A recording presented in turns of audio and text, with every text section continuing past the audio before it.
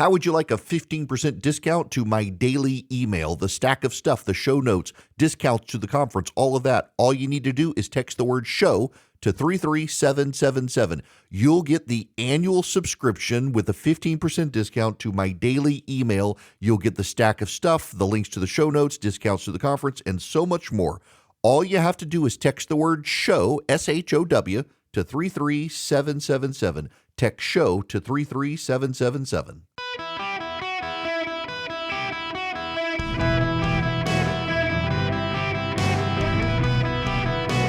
Welcome to the Eric Erickson Show podcast, Hour 1. Hello, America. Welcome. It is Eric Erickson here across the United States. I am delighted to have you with me. The phone number is 877-973-7425.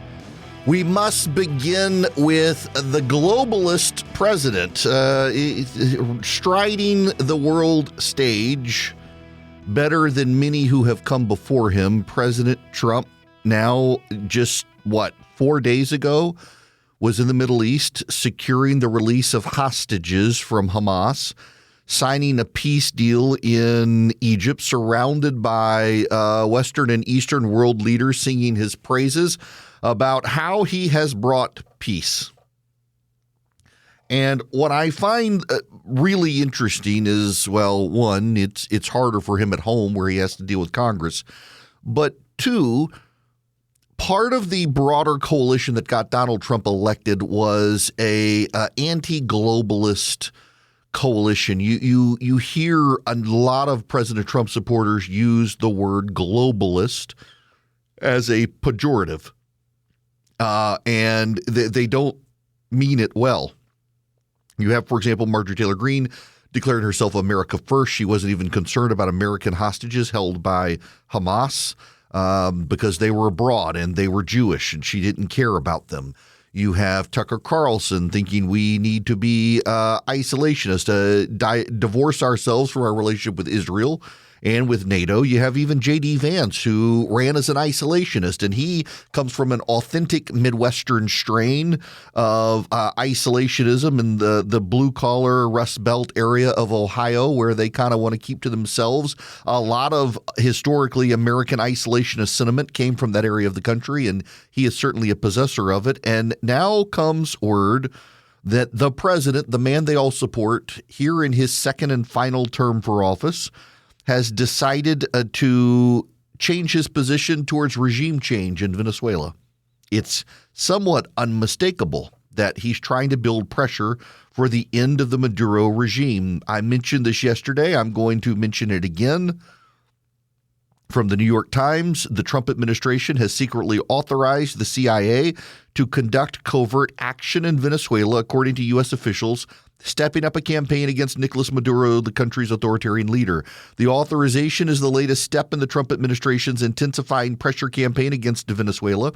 For weeks, the U.S. military has been targeting boats off the Venezuelan coast. It says they're transporting drugs, killing 27 people. American officials have been clear privately that the end goal is to drive Maduro from power. Trump acknowledged on Wednesday he's authorized the covert action and said the United States was considering strikes on Venezuelan territory. Quote, "We are certainly looking at land now because we've got the sea very well under control." But wait. There's more. That was the New York Times. This is the Washington Post.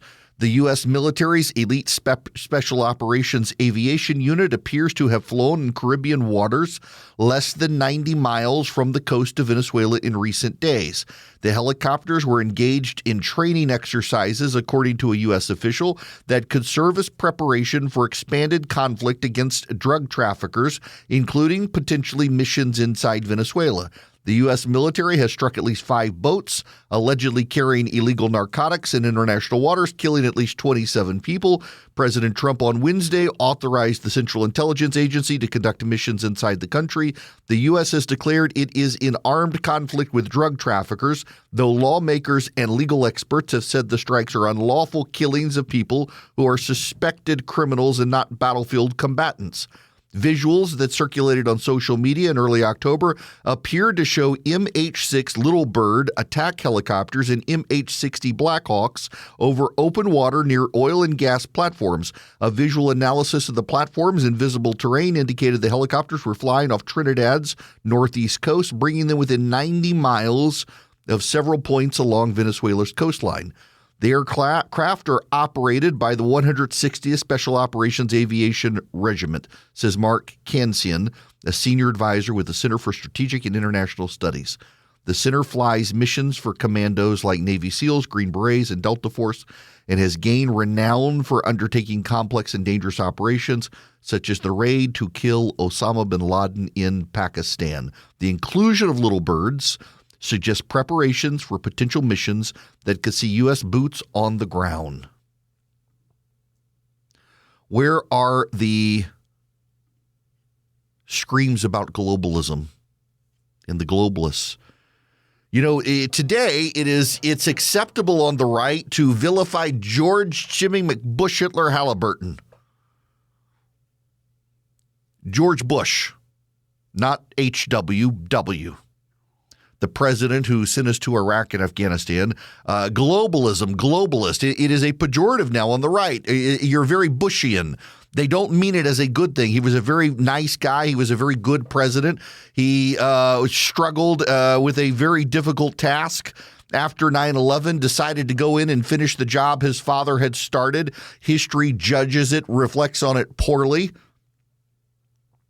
But at the time, it's what he knew to do, and it was to avenge what happened on 9/11. And there's been a lot of historic revision now from the right to malign George W. Bush to keep the United States out of global interests and global intrigue. And a lot of people, from Tucker Carlson to others, have maligned George W. Bush's presidency. They have come to vilify George W. Bush's presidency to discourage future Republican presidents from being globalist. Here now, the president of the United States of America, Donald John Trump, who has himself attacked George W. Bush as a globalist, looking mighty globalist. In the early 1800s, the United States was a little concerned after the Congress of Vienna that European powers would try to revolve monarchical governments in the Western Hemisphere. France had agreed to restore a Spanish monarchy in exchange for Cuba. After the Napoleonic Wars, the Holy Alliance, that included Prussia, Austria, and Russia, began authorizing military incursions to reestablish Bourbon rule over Spain and its colonies that were inspired by the American Revolution in the Western Hemisphere, declaring themselves as independent. The United States, under the President of the United States, James Monroe, in 1823, during his 7th annual State of the Union to Congress, declared what he essentially called the Monroe Doctrine.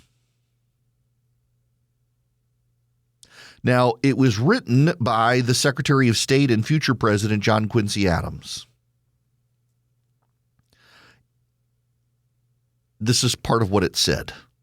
The occasion has been judged proper for asserting as principle in which the rights and interests of the United States are involved, that the American continents be free and independent condition, which they have assumed and maintain, are henceforth not to be considered as subjects for future colonization by any European power. The second passage of it, however, is a more complete statement. We owe it, therefore, to candor and to the amicable relations existing between the United States and those powers to declare that we should consider any attempt on their part to extend their system to any portion of this hemisphere as dangerous to our peace and safety. When the existing colonies and dependencies of any European power, we have not interfered and shall not interfere. But with the governments who have declared their independence and maintained it, and whose independence we have on great consideration and on just principles acknowledged, we could not view any interposition for the purpose of oppressing them or controlling in any other manner their destiny by any European power in any other light than as a manifestation of an unfriendly disposition toward the United States.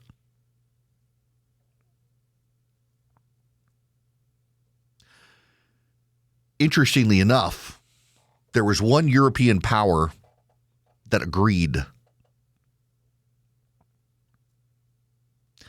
The British.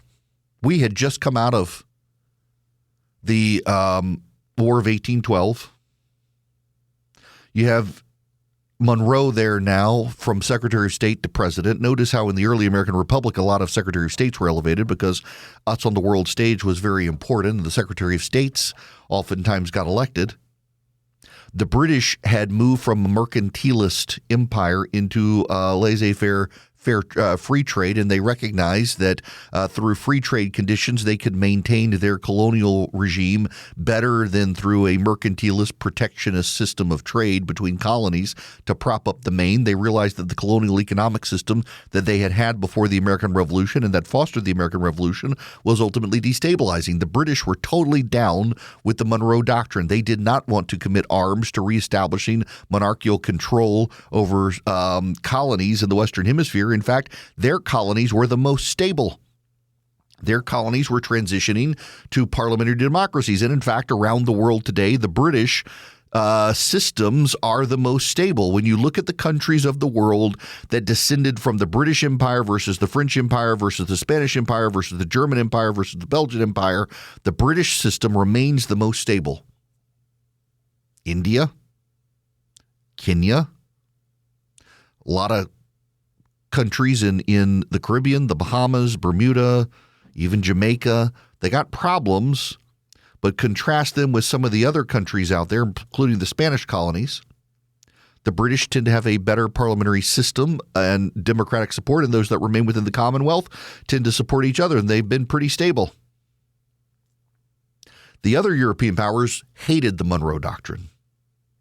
One of the countries that really didn't like the Monroe Doctrine and thought we were getting too big for our britches were the Russians, who today are helping the Venezuelans in violation of the Monroe Doctrine, along with the Chinese and the Iranians, who weren't applied to the Monroe Doctrine. But this president, the current president, has taken a more expansive view that the Eastern powers should stay out of the Western Hemisphere. And he's right. And he's willing to use the American military to shut down the expansionist tendencies of the Chinese and of the Russians and of the Iranians, all of whom have a military presence presently in Venezuela with Nicolas Maduro, who is trying to undermine this American government and the American people with narco traffickers who are addicting Americans to drugs and killing them. There are between 770,000 and 1 million Venezuelan refugees lawfully living within the United States who have fled the Venezuelan regime. If you collapse the Venezuelan regime, 1 million people in this country roughly would go back to Venezuela, further reducing immigrants in this country, taking jobs from Americans. You're dealing with the immigration issue, the drug issue, and the Western Hemisphere issue with one fell swoop if you take out Nicolas Maduro. Now, the problem for the president, of course, is that he got elected attacking globalists, and this is a pretty globalist policy. It is a pretty strong policy of the president of the United States to go in this direction, and it's probably the most sound policy the president could go in. But it puts him at odds with a portion of his base that, as he heads towards lame duck status, is increasingly vocal that after the president, MAGA will split and they want their piece of it. And so you could start seeing a coalition now of isolationists led by people like Marjorie Taylor Greene coming out of the MAGA coalition, trying to establish their own. The question is, what does Donald Trump right now, where he has so much political capital after what he did with Hamas and Israel, do to stamp out that isolationist swell that will undoubtedly happen if he does decide to dispatch Nicolas Maduro? And just so we're clear here, dispatching Nicolas Maduro would be a good and worthy cause. It'd help if I turned on my microphone, wouldn't it? I'm a professional.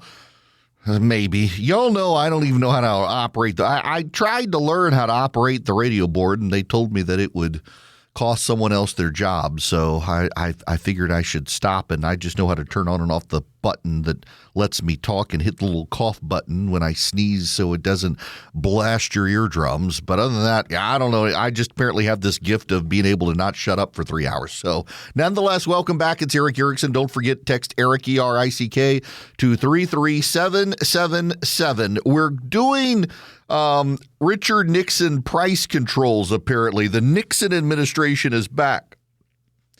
The Trump administration will set price floors across a range of industries to combat market manipulation by China.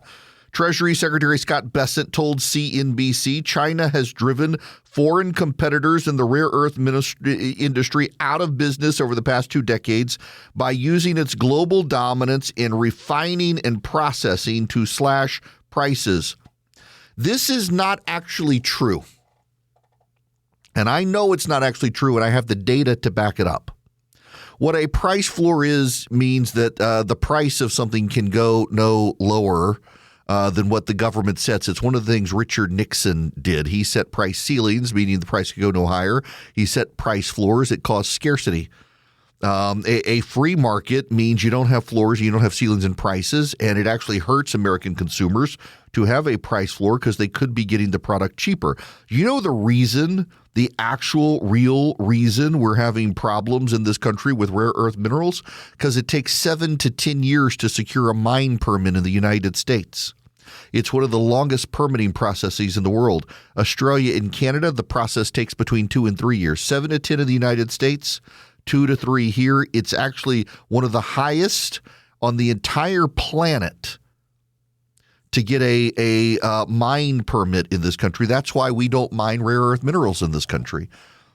It has nothing to do with capitalism and everything to do with the failure of government. Capitalists went where it was cheaper to get the minerals. And now Scott Bessent's going to punish the American consumer by putting a price floor on, keeping prices high. He should take the capitalism course from Hillsdale College. They have an entire section on price ceilings and price floors that he could learn from. It's Economics 101 that every college kid learns about price floors and price ceilings and the supply and demand curve. Hillsdale College can get you educated and get the Secretary of Treasury reminded of these very basic economic concepts that everybody understands and that are true. You go to ericforhillsdale.com, E-R-I-C-K, ericforhillsdale.com. You take any class. They've got 40 to choose from: history, philosophy, political science, literature, theology, chemistry, mathematics, economics. And you just learn. Find a topic you're interested in and learn. You learn at no charge. You get a certificate of completion from Hillsdale College. And you also see what sets Hillsdale apart. You know, it's harder to get into Hillsdale College now than it is to get into Harvard. The reason is the competition, the demand, and the quality of the education that you get at Hillsdale College. They limit seats to the highest quality applicants to give them a high quality education. You can see what that education's like, be challenged and stimulated with these great classes. They're video lectures, 30 minutes apiece, depending on the class, depends on the number. You go to ericforhillsdale.com, E-R-I-C-K. Sign up with Hillsdale College today at no cost to you. When we come back, a lot more and your phone calls, 877-973-7425. At a CNN town hall last night, Bernie Sanders, the socialist senator from Vermont, declared Marjorie Taylor Greene of Georgia a quote-unquote good Republican. The Vermont senator, according to The Hill, suggested that elected Republicans are doing less of representing their district and their states than just swearing allegiance to the President of the United States. Quote, "So I never thought that I would say this, But you have somebody like Marjorie Taylor Greene saying, you know what, if I was elected by my constituents, that's who I'm beholden to, not the president or the United States. So there are good Republicans out there. This comes as Marjorie Taylor Greene has taken the Democratic position against deportations, the Democratic position in favor of extending Obamacare COVID subsidies, and the Democratic position against involvement with Israel. Makes you wonder. Now, this gets to the Democrats and John Fetterman. There's a scoop from Axios, Holly Otterbein. The Democrats in Pennsylvania are maneuvering to run against John Fetterman in a 2028 primary contest, threatening to tear the party apart in the biggest battleground state in the nation. Democrats haven't flipped a GOP Senate seat since Fetterman did it in 2022. He's still popular with Pennsylvania voters, even as Democrats turn on him over his softened approach to Donald Trump. Potential Democratic challengers are already bashing Fetterman and each other. Some Democratic officials are openly contemplating running against Fetterman or keeping the door open to a Senate bid in the event he retires. Democrats who could run include Representative Brendan Boyle and Chris Deluzio and former Representative Connor Lamb. Boyle has been loudly critical of Fetterman on TV and social media, calling him Trump's favorite Democrat. Deluzio has been cultivating a national brand as a young populist leader from the Rust Belt. Connor Lamb won the praise of progressives like Alexandria Ocasio-Cortez for repeatedly attacking Fetterman, who beat Lamb in the 2022 Democratic primary. When asked, Fetterman texted, "Enjoy your clickbait." When asked a follow-up question, Fetterman said, "Please do not contact." You want to know the wild craziness of this? Do you know how often John Fetterman votes with Donald Trump? Any guesses? 6% of the time. 6% of the time, John Fetterman votes with Donald Trump. He's actually being attacked by a Pennsylvania congressman. That is Representative Chris Deluzio. Or I'm sorry, it's not Deluzio, it's Boyle, Brendan Boyle. Brendan Boyle has been referring to John Fetterman as Trump's favorite Democrat and accused him of going to Mar-a-Lago to kiss the ring. John Fetterman votes with Donald Trump 6% of the time. Boyle votes with Donald Trump 14% of the time. The Democrat attacking John Fetterman actually votes with Donald Trump more than John Fetterman. Why, though? Why are they attacking Fetterman? Because it has everything to do with the Jews. John Fetterman has been denouncing anti-Semitism. John Fetterman has been stridently supportive of Israel. John Fetterman has been attacking the anti-Semitic hostility within the Democratic Party. And John Fetterman has been telling Democrats that they should probably stop calling Donald Trump a Nazi, given what he's been able to do getting the hostages released to Israel, and also that it is a strikingly incendiary rhetoric that is actually detached from reality. And because John Fetterman has the audacity to tell Democrats that maybe you shouldn't call the President of the United States Hitler, they want to throw him overboard. This gets to what I was talking about yesterday, that as the Democrats go further left, they're alienating more people in the center. The Democrats are cutting off their nose to spite their face, cutting off their legs with the voters. They're trying to align themselves with a fringe of the left that are anti-Semitic, rabid communists.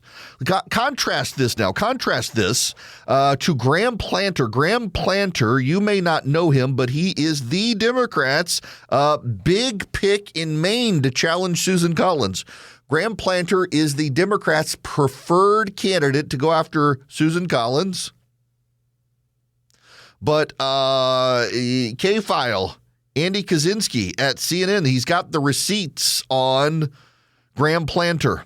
This is from CNN.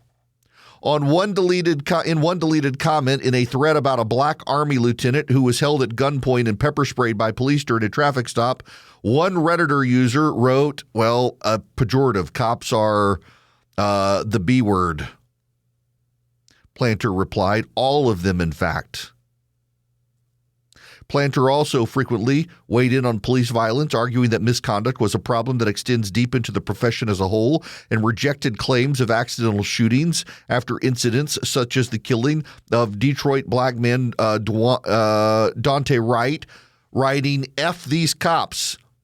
I can honestly say that was just me being an a-hole on the internet, Planter told CNN this week. I have an immense amount of friends who are police officers. They're not all the B word because they're literally buddies of mine. In another since-deleted post from 2020, Planter responded to a thread titled, White people aren't as racist or stupid as Trump thinks by writing, living in white rural America, I'm afraid to tell you they actually are. When asked about the comment, Planter said he didn't recall the specific exchange, but suggested it reflected an argument we was having online at the time. I'm also a white guy, and I don't think I'm racist. I don't believe that. I'm sure I was just angry on the internet about the state of things back then. But wait, there's more. Planter also called himself a communist. This is Andrew Kaczynski, who did the report. This is his tweet. Let me read it to you. I spoke with Graham Planter about his deleted 2021 Reddit post. It's always Reddit, isn't it? Some were raw and angry, others deeply reflective. He called himself a communist, blasted all cops as the B word, and said rural Americans actually are racist and stupid. He says they don't reflect who he is today. I'm not a communist. I'm not a socialist. I own a small business. That was very much me effing around the internet. Other posts showed his disillusionment after 4 tours of duty. I'm a vegetable growing, psychedelics taking socialist these days, he once wrote. After the war, I stopped believing in the patriotic nonsense that got me here in the first place. Still got the guns, though. I don't trust the fascists to act politely. Planter said he still stands by some of the ideas, though not the tone of his old post. He continues to condemn the January 6 rioters, who he called traitors, effing morons, effing P-word, and worthless P-word for supporting a coup attempt. And he's very much angry about the wars he fought in. It is difficult to see all that honor, as well as all the grift and corruption, and not find the entire thing utterly bankrupt, he wrote in one post. And he's not regretful of all of them. On musician Ted Nugent, he wrote, quote, as a combat veteran, that MFer makes me want to puke. Suck a D, Ted. To be fair, he told me, I'm not really regretful of that one. So he's regretful of the ones. Isn't this ironic? This guy, this star Democratic recruit, he's regretful of all the posts that could cause him problems in an election. He's not regretful of any of the ones that won't cost him an election. He's regretful of calling himself a communist and a socialist and a psychedelics user. He's not regretful of insulting Ted Nugent or Donald Trump. He's regretful of saying F the police. He's not regretful of saying F Donald Trump.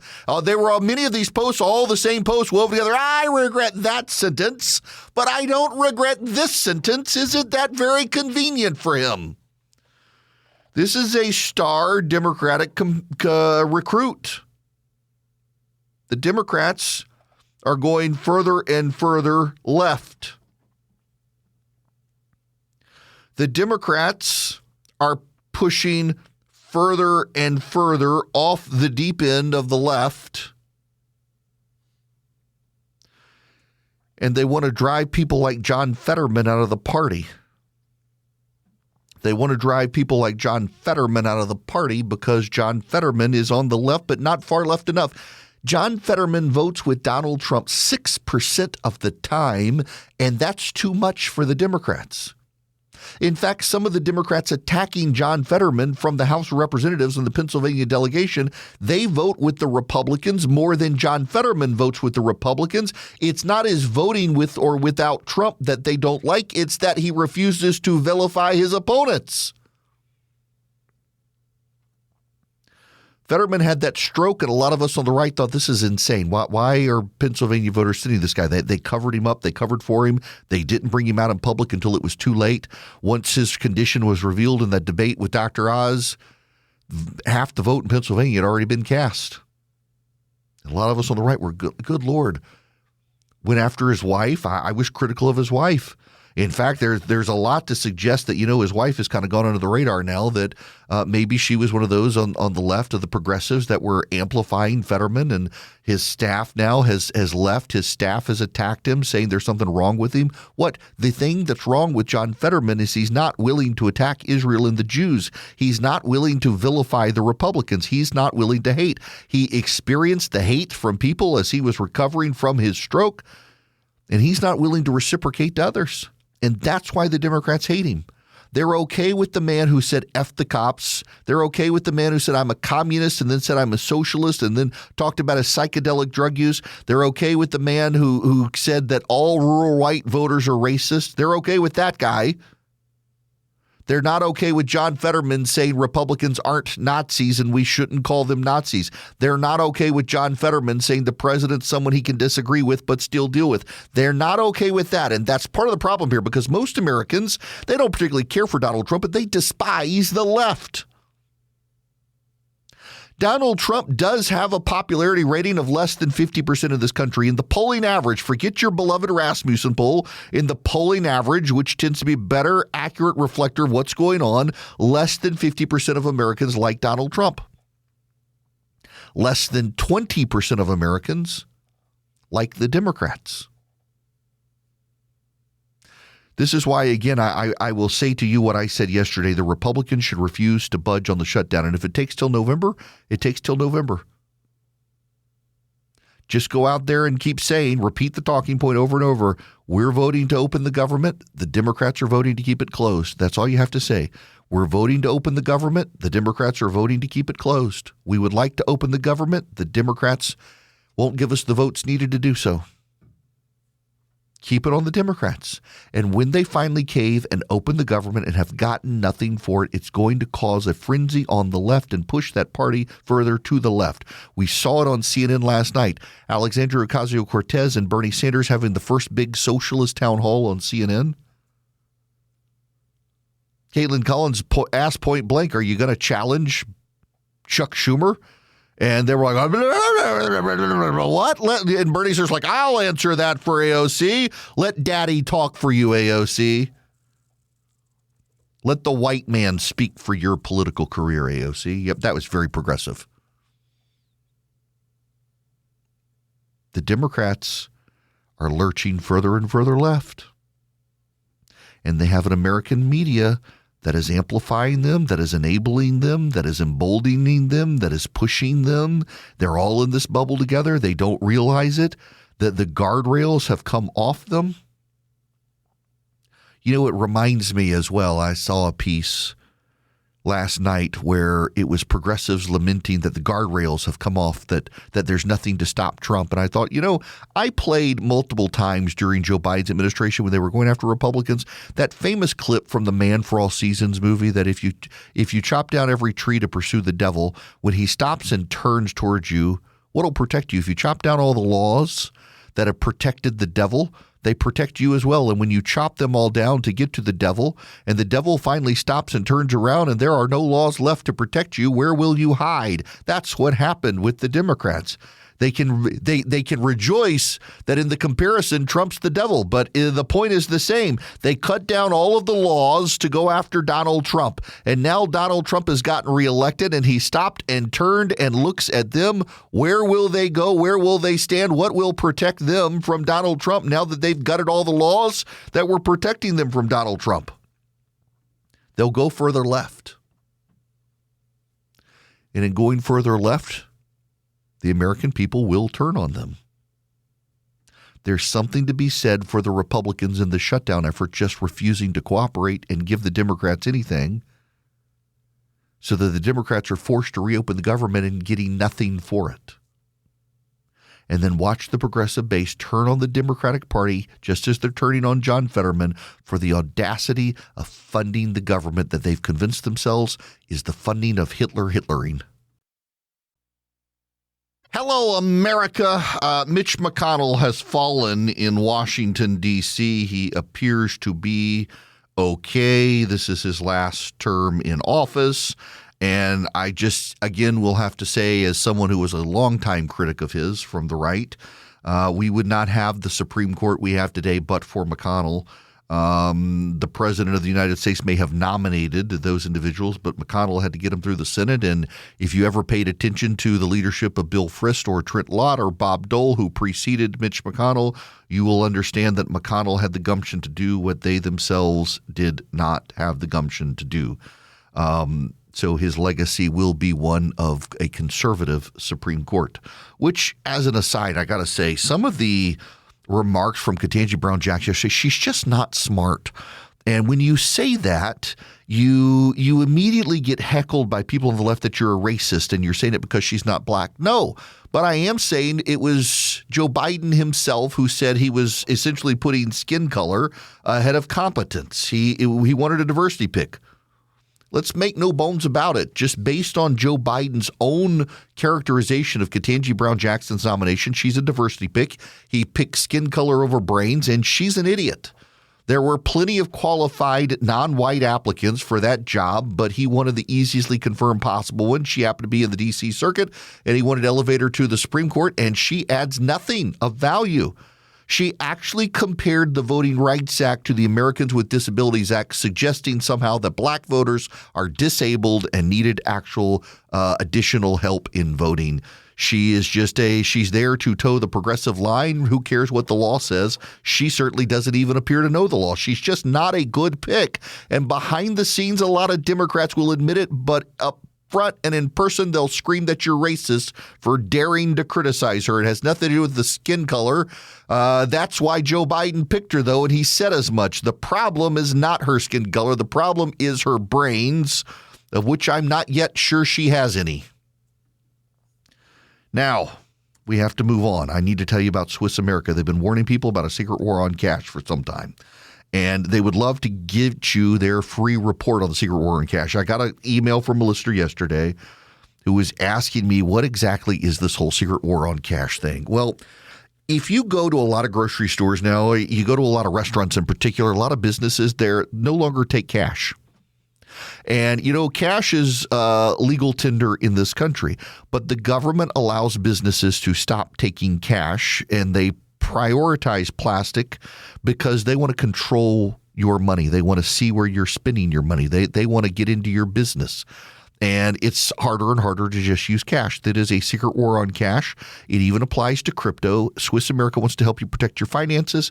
It makes it very easy. You can get the report. It takes less than 15 minutes to read. You call or text 800-289-2646. Just mention Eric, E-R-I-C-K, when you call or text 800-289-2646, or go to SwissAmerica.com/Eric, SwissAmerica.com/ERICK, or 800-289-2646. Message and data rates may apply.